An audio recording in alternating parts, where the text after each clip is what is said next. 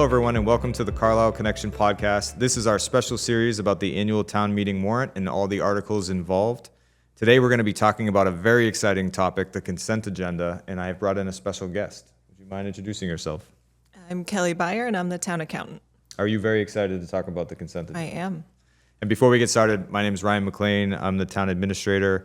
I help assemble this document, the warrant, and explain it to folks, and then I get to watch at town meeting as you execute these important things. And town meetings will be asked to consider all of these articles on May 18th at 6 p.m. in the Corey Auditorium of the Carlisle Public Schools. Are you ready? Ready. All right, first tough question. What is a consent agenda? The consent agenda is a part of town meeting that allows to hopefully speed up the process by allowing one overall vote on the consent agenda instead of individually itemizing multiple articles that are typically non-contentious. So it's a means to hopefully shorten your night, so when you make this commitment to attend town meeting, you're not in it for 12 hours. And I think our listeners and town meeting goers got excited when you said to shorten town meeting because it can be long. So the consent agenda is a way to pass things that are normally not controversial, is the way town moderator Wayne Davis talks about it. So if items are passed year after year without any discussion or contention, they can go on the consent agenda. And recently, the town meeting study committee looked at all of the processes of town meeting, interviewed and surveyed folks, and they said that people wanted a more aggressive consent agenda. So we are moving items into the consent agenda to speed up town meeting. However, if anybody has a topic or an article that they want to discuss, they can simply say hold during the moderator's review of the consent agenda, and that article is pulled out for further discussion. So it doesn't mean that you don't get a chance to deliberate or debate. It just means that normally it doesn't exist. So you got to ask yourself, town accountant and budget manager Kelly, why are you involved, or why does the budget matter in the consent agenda? The consent agenda tends to involve some financial items. As Ryan said, they're usually non-controversial. Things like Chapter 90 funding. We see funding come in from the state, or the allowability for us to use funding from the state to help improve our roadways. So that is something you'll see in the consent agenda. Again, likely non-controversial because it means we can improve your roads. But there are other areas like PEG and other free cash uses that we would include in the consent agenda. And those being financial, it's important for us for reporting, planning for the budget, and for other state reporting. Yeah, if we make a mistake here, then Kelly and the finance team can't submit for the tax rate, close the year, do a lot of the functions that the government needs to do, or spend some of the money that's available for some of these ancillary functions. So when I'm writing this warrant and putting it together, Kelly's looking at it 5, 6, 7 times to make sure that we have everything in that we need to accomplish the year. So I not only appreciate that, but I'm excited to go through it with you here so that residents understand it. You ready? Ready. First, Article 7. Do you or do you not want a consent agenda? And when you're sitting in the room and you've already gone through 5 or 6 articles, you're probably going to say yes, but that is up to you. So number 7 is simply, will there be a consent agenda? And if you say yes, then all of these items we're going to talk about can be considered in one slate. Article number 8 has nothing to do with Kelly and her office. It is the town reports. When government was a little less able to use social media and other information outlets, the town report was the primary way that the government submitted information to residents, and this is the opportunity. It's kind of a legacy item, but for people to give those reports. We put it all in a town report, so it's pretty streamlined, but overall, boards, committees, and departments used to get up in front of town meeting and give their report. This is now seen as something that is done just in the document, but it could be. People could get up and give the report if people wanted. Also here in 2004, annual town meeting required me to report annually to them whether or not we had any possessions of information by the way of the Patriot Act, and I can report and have so far in my time here that we have not received any of that information, but it's still something that we have to do. So if you want more information about that, email me or look in the warrant and you can see the language related to that. Article 9 does involve some finance. It's the salaries of elected officials. Why is this a warrant article and something that needs to be approved? Any payments to an elected official is required to be voted at town meeting, and it's voted separately to allow the voters to approve those payments to an elected official. But those numbers are built into the operating budget. So if this were to fail, the operating budget in theory would change as well. Okay, so salaries have to be approved separately, Yes. and we're not talking, I mean, every dollar counts, and we care about every dollar, but the moderator is 50, and then each assessor, member of the Board of Assessors receives 100. Correct, annually. And Kelly, you make sure that those Yes. payments are made. If anybody watched Wayne's podcast about town meeting, you can see that he earned his $50 for the work that he does. Okay, Article 10, actuary valuation of post-employment benefits. What does that mean and why do we care? So other post-employment benefits, also known as OPEB, are the health insurance benefits that the town pays for retirees. So if you retire from a position in Carlisle, the town of Carlisle offers a 56% contribution to your health insurance in your retirement. This particular article is connected to an actuarial valuation that has to happen every 2 years. So these funds, because they are an every other year cost, comes through to you as an article in this format. So we can, in every second year, we're able to pay that in full. And there's a line item in the operating budget related to OPEB and this long-term savings for OPEB.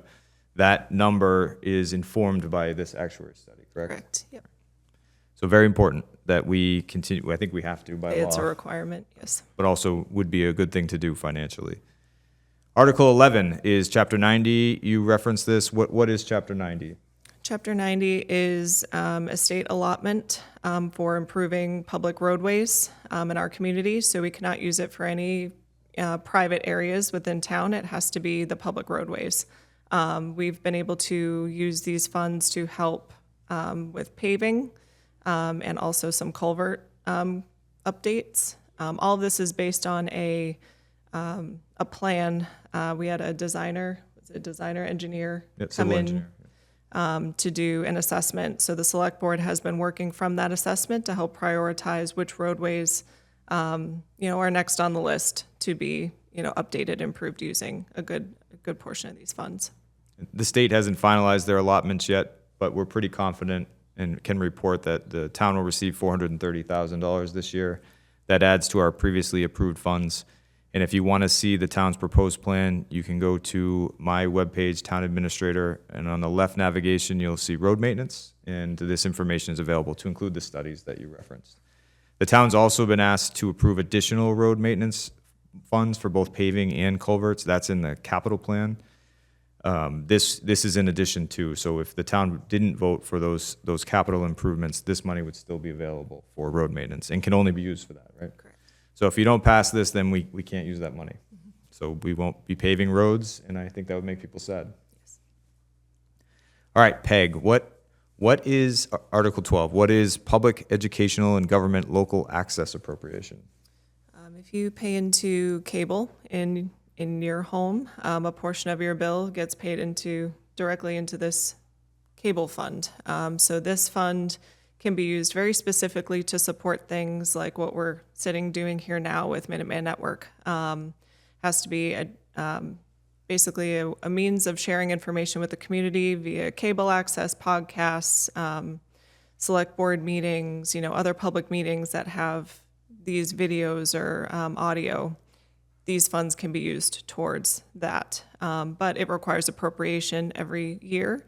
On average, we take in about $90,000 a year into this fund, and as it's strict in what we can use it for, this year we've increased the appropriation request to allow us to broaden, some of the projects that we can put the funds you're paying into something that I think would benefit the community. Yeah, we've been talking about these funds because they are so restricted, and we did some brainstorming in the community, thought of different ways to improve access to information, and there are a few projects that have bubbled to the surface in the capital plan that we think these funds would be a good target for. So this year the appropriations increased a lot. Normally it's $100,000, and this year we're looking at $450,000. So not only funding great programming, like Kelly said, from MMN, we can wave to Tori, although you can't see her. You're hearing this because of MMN. We pay for that service, but also this year we're considering 2 community rooms, one in the police station, which has already been approved, the other in the fire station, which you're going to be asked to support at a different article at this town meeting. Both of those would be outfitted for public meetings and for us to do this type of programming there, or the community to do this type of programming there, and we're going to be able to take advantage of some of the PEG funds. Additionally, the school is looking at a couple upgrades. First, to have a studio for students to use to do their own programming with MMN and separate from MMN, and then also upgrades to the Corey Auditorium so you can have just the best town meeting experience. Sometimes the audio, good, sometimes it's bad. We want to make sure that it's great. Actually, the audio is always great. I'm talking about the projector mostly. So we're going to fix that. All right, moving on to Article 13. The next article in this review of the consent agenda is the Department Revolving Funds Authorization. Can you help me understand that one? So the departmental revolving funds are 50 MGL 53E and a half funds. So these are in the town's bylaw. So each one of these line items that you'll see for, school bus revolving, Board of Health inspection revolving, Trails Committee revolving, and so on, you'll see in the warrant book. These are all in the town's bylaw stating what type of revenue can go into the fund and what expenses can come out of the fund. Annually at town meeting, it is required that an expenditure limit is set, so a not to exceed. This is not a budget. It is if they were to take in $20,000, they can spend up to $20,000 that year. Typically, year over year, these numbers stay pretty consistent. There are a couple of increases. The Youth Commission has requested a small increase from 20 to 25,000. That is due to, additional students and interest, joining this club on Friday nights, which requires more expense. So if their money is available, we want to give them the opportunity to use it. Similarly, the school bus revolving fund is requested an increase from 60,000 to 80,000. And again, everything else is consistent. All right, so town meeting has to approve these particular lines, and then every year we have to approve the maximum. Yes, the maximum. Okay. Good to know. I'm glad to hear the Youth Commission activities are ramping up. They've been doing that every year. It's a great program. All of these funds support important services in town that doesn't come directly from the operating budget, so important items. Kelly, you'll be excited to know Article 14 doesn't deal with you at all. So we're just going to explain an amendment to the general bylaws. The Select Board a few years ago reviewed all its boards and committees to make sure that the committee was still necessary, to try and take some of the committees that weren't necessary off the books, or to combine things. This bylaw changes the name of the Celebrations Committee to the Veterans and Celebrations Committee, combining two committees into one. This has already happened, but the bylaw was never updated. So we're asking residents to support that change, that administrative change. Additionally, Article 15, no financial considerations. It's amending a Lowell Street easement vote from 2020. As simple as I can put it, the vote was incorrect. It identified a wrong address, and because of that, it can't be executed. So this changes that vote to make sure that it's accurate. Also, at the time, the Select Board was known as the Board of Selectmen, so we're making that change to the easement. And all of this is identified in the warrant, and anyone can ask questions on it, but it is an administrative change. 16 does involve finances, so we're back to Kelly. We are correcting an administrative mistake with the town's cemetery perpetual fund. First of all, what is the cemetery perpetual fund, and what mistake did we make? The cemetery perpetual fund it receives money for when you purchase a plot. Half of that cost goes into one account, and then the other account is a perpetual care account. So the idea is that the first half of those funds maintain current levels of service to maintain the cemetery, and the perpetual care is to continue for, the existence of the cemetery, and it would live in an investment account and earn interest. So the perpetual care account is statutorily to have those deposits go into a principal balance, a non-spendable balance. Any interest earned on those funds is what is allowable to be spent. So the mistake that occurred back in 2021 was that the balance in the interest was not sufficient to cover an expense that took place at that time for a piece of equipment that could service a cemetery. So to correct for this, after much audit and research to go through this process, we went back to 1999 and prior to work through the history to see what the balance should be. How do we correct to get the full principal balance up to par where it belongs, so that way it can continue to earn interest to serve those that are in the cemetery that are expecting that perpetual care. So the ask to correct for this is a $34,000, dollar free cash transfer into this fund to make it whole again. Free cash is one of our reserves, so we're transferring money from the reserves to correct this mistake. And the benefit of that is to have it be accurate for future Kellys and finance team members. And the finance committee and the select board had options here, and one of them was to just wait until the account replenished, to do some hybrid, or to just fix it, and they chose to fix it. Yep. So that's what this article is. They don't think, and the moderator doesn't think, that this will be controversial because we're fixing a mistake, which is why it's in the consent agenda. But of course, we're available to talk about it if you want to talk about it more. And then the very last item for the consent agenda is the small personal property tax exemption. This one is interestingly nicknamed the chicken tax. The tax came out this year on personal property, and a personal property item that can and should be taxed is chickens. So if you have chickens, you might have received a very small bill. This is other farm animals as well, but chickens seem to get the most interest. So if people didn't appreciate getting a small bill, sometimes the bill was less than the money it costs us to send it out, so that doesn't make a lot of sense. That's not great government. To the Board of Assessors' full credit, they immediately addressed this issue and did an evaluation and found that anything assessed $5,000 and less, which is a very small amount of the personal property taxes we gather, should be exempt, and that would allow people to let their chickens roam, as far as I understand. So this is in the consent agenda. I wanted our chief assessor or assessing director to present this in a chicken costume at town meeting, but people said that wasn't very professional, so we're not going to do that, unless you want to do it. I'm all set, thank you. Okay. I also offered to do it, but I wasn't involved, so they didn't think it made sense. But you may or may not see Kelly in a chicken costume at town meeting. There's always that risk. All right, that's our review of the consent agenda. Thank you for all the detail you provided.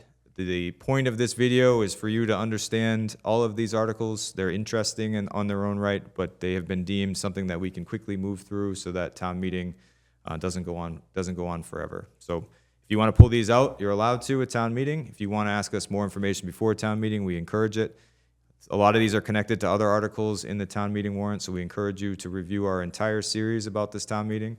Thank you, Kelly, for joining me. Thank you, Tori, and we'll see you in the next video.